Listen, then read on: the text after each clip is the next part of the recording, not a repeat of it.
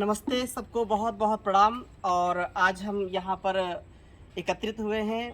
मेरे साथ हमारे पूज्य स्वामी विदेह देव जी, पूज्य स्वामी व्यासदेव जी, पूज्य स्वामी हमारे सोमदेव जी, हमारे सभी सहयोगी और एक विशेषज्ञ जो हमारे साथ हैं, आदरणीय डॉक्टर विनय सेठी जी, जो पर्यावरण विशेषज्ञ हैं और विश्वविद्यालयों में एक बहुत लंबा इनका अनुभव रहा है। आज आप देख रहे होंगे कौतूहल से कि ये क्या है, ये बॉक्स क्या है। ये हमारे घरों में बहुत ही जो व्यावहारिकता के साथ और बहुत ही एक ऐसा लगता है कि एक सदस्य है हमारे घर का, छोटी गौरैया।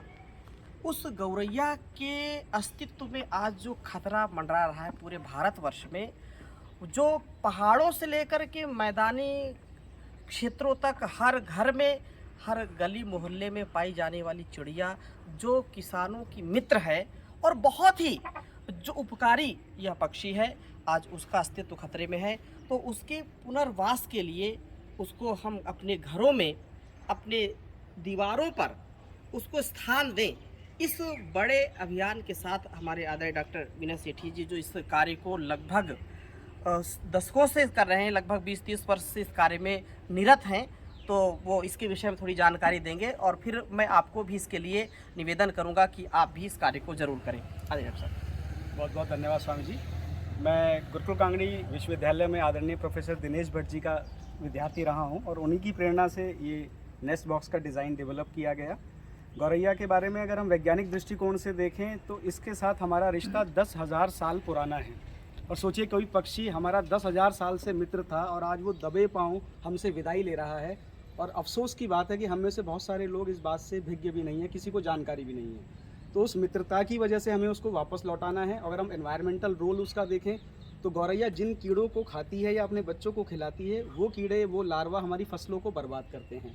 गौरैया की अनुपस्थिति उन कीड़ों को बढ़ावा देगी और उन कीड़ों की बढ़ती हुई संख्या हमें मजबूर करेगी केमिकल पेस्टिसाइड डालने के लिए, और फिर उसका खामियाजा हम गिरते स्वास्थ्य और तरह तरह की बीमारियों की वजह से हमारे ऊपर आएगा। तो ऐसी स्थिति में अगर हम गौरैया को, हम तो ये नहीं कहते हमारे आंगन में, उसी का आंगन है। गौरैया हमसे बहुत पहले आ गई थी इस धरती पर, इस धरा पर इवोल्यूशन के प्रोसेस में, तो उसका अधिकार पहले है। गौरैया को उसके घर में वापस लाने का एक छोटा सा प्रयास है और मुझे बेहद खुशी है कि आदरणीय स्वामी जी ने इस अभियान को सराहा है और आज पतंजलि संस्थान इस अभियान से जुड़ रहा है और ये देश के कोने कोने में पहुंचेगा और हर घर में गौरैया बड़ी संख्या में लौटेगी, ऐसी मुझे आशा है। बहुत बहुत धन्यवाद स्वामी जी। ये सभी जानते हैं कि परम पूज्य श्री स्वामी जी महाराज, परम पूज्य आचार्य श्री जी महाराज का जो जीवन है वह व्यष्टि से समष्टि के लिए, आत्म कल्याण से विश्व कल्याण के लिए, राष्ट्र कल्याण के लिए है। और कोई भी कार्य जब परम पूज्य स्वामी जी महाराज, आचार्य श्री जी लेते हैं तो वह विश्वव्यापी होता है। तो इस अवसर पर पतंजलि योगपीठ के माध्यम से, इस पूरे पतंजलि परिवार के माध्यम से, यहाँ गुरुकुल, ये हमारा संन्यास आश्रम है और मेरे साथ पूज्य स्वामी जी हैं, तो यह मैं आह्वान करूँगा कि अधिक से अधिक लोग, क्योंकि इसको आप अपने घर में बक्सा बना सकते हैं, बनवा सकते हैं। अभी प्रथम में हम लगभग 50-100 बक्से खुद यहाँ पर लगवा रहे हैं और अभी हज़ारों बक्से लगाने की हमारी तैयारी है। तो पूज्य स्वामी जी भी इस पर अपने आशीर्वाद देंगे। जी, सर्वप्रथम तो पूज्य स्वामी जी की उपस्थिति यहाँ पर है और हम अपने गुरुकुल संन्यास आश्रम में खड़े हैं और बहुत स्तुत्य प्रयास है डॉक्टर विनय जी का ये। और जब वो मुझे कुछ बता रहे थे तो मेरे अंतर मन में बहुत कुछ चल रहा था उनके इस प्रयास के प्रति। आभार भी था, कृतज्ञता भी थी। और जैसे पूज्य स्वामी जी ने बोला कि महाराष्ट्र का जो पूरा एक संकल्पना है, उनके जीवन दृष्टि है कि व्यष्टि से लेकर समष्टि तक का हम उपकार करें। तो चूँकि यह शरीर, देह से तो मैं पहाड़ से हूँ, तो गौरैया से मेरा बचपन का रिश्ता रहा है। उनके साथ खेलना, उनको टकटकी लगा करके देखना, उनकी चहलकदमी को देखना और उनका जो छोटा स्वरूप, वो बाल मन को बहुत अट्रैक्ट करता है, क्योंकि बड़ी बड़ी चीज़ें तो बच्चों को समझ में नहीं आती हैं। तो उनसे एक भावपूर्ण रिश्ता रहा है और उसके पुनर्वास की ये व्यवस्था और आपका यह एक आंदोलन के स्वरूप, आंदोलन जैसा एक स्वरूप उसको देना चाहते हैं, तो मुझे लगता है बहुत स्तुत्य है। और मैं जब इसको पकड़ रहा था और मुझे लगा कि जब टंगेगा तो इस पे ऐसा क्या लिखा जाए कि शायद वो बहुत और अधिक अर्थपूर्ण हो जाए, तो मुझे ऐसे मन में आया कि इसमें हम लिख दें गौरैया मेरे आंगन की, क्योंकि आपने शब्द प्रयोग किया कि गौरैया मेरे आंगन की, क्योंकि वो आंगन में खेलती रही है और उसने पूरे हमारे जीवन को प्रभावित किया है। तो एक ऐसा प्रयास भी हो सकता है। और पर्यावरणीय संतुलन के लिए आपने बात की, और जो पूरा एक चक्र है जो फिर कहीं कुचक्र में बदल जाता है, तो उस कुचक्र को तोड़ने के लिए हमको वो चक्रव्यूह तो रचना ही पड़ेगा, जिससे कि हमारी प्रकृति पूरी संतुलन में रहे, हमारा स्वभाव, हमारी जो पूरी प्रकृति की जो व्यवस्था है वो एक अलाइन रहे। तो मुझे लगता है डॉक्टर साहब, इसमें आपने सोचा वो एक बहुत बड़ा कदम है, क्योंकि भाव तो हमारे भी हैं लेकिन हमने सोचा नहीं।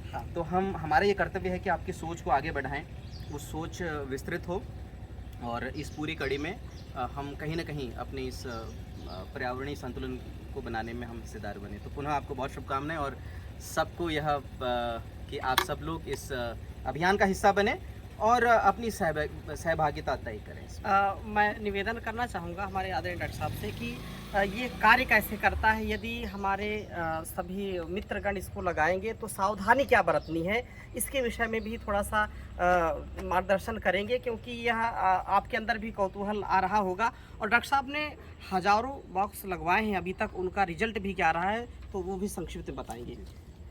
इस बॉक्स को लगाते हुए जो 2-3 छोटी सावधानियां हैं पर बहुत आवश्यक हैं। सबसे पहली बात कि आप इसे चाहे ग्राउंड फ्लोर पे लगाएं, चाहे फर्स्ट फ्लोर पे या सेकंड थर्ड फ्लोर पे, उस जगह के फर्श से ये घोंसला 10 फीट ऊंचाई पर लगेगा, यानी कि ज़मीन से 10 फीट ऊंचा, पहली शर्त। दूसरी और अनिवार्य शर्त, इस पर दिन के किसी भी हिस्से की धूप नहीं पड़नी चाहिए। ये मैं इसलिए दोहरा रहा हूँ कि कई बार कहने के बाद ना हमको भी अंदाज़ा नहीं होता हमारे घर के किस कोने में धूप आती है और नहीं आती है। हम सुबह 6 बजे घोंसला लगा देते हैं, कई बार ये भूल जाते हैं कि वहाँ 2 बजे बहुत तेज़ धूप है, हमारा ध्यान नहीं जाता। अगर इस पर धूप पड़ेगी तो ये घोंसला खाली रहने की प्रबल संभावना है। और ऐसे स्थान पे अगर लग जाए कि धूप और पानी दोनों ही ना पड़े तो बहुत अच्छा है, घोंसले की लाइफ भी बढ़ जाती है और फंगल इन्फेक्शन भी नहीं होता पानी ना आने के कारण। तीसरा, अगर 2 घोंसले कोई अपने आवास में परिसर में लगाना चाहते हैं तो 2 घोंसलों के बीच में भी 8 से 10 फीट की दूरी रखी जाए। बस ये 2-3 छोटी छोटी सावधानियां हैं। इसमें तिनके भोजन कुछ नहीं रखना, ये इसलिए दोहरा रहा हूँ कि मना करने के बाद भी कुछ लोग प्रेमवश इसके अंदर बाजरा डाल देते हैं, कुछ लोग सूखी घास इकट्ठी करके गौरैया के लिए इसमें डाल देते हैं।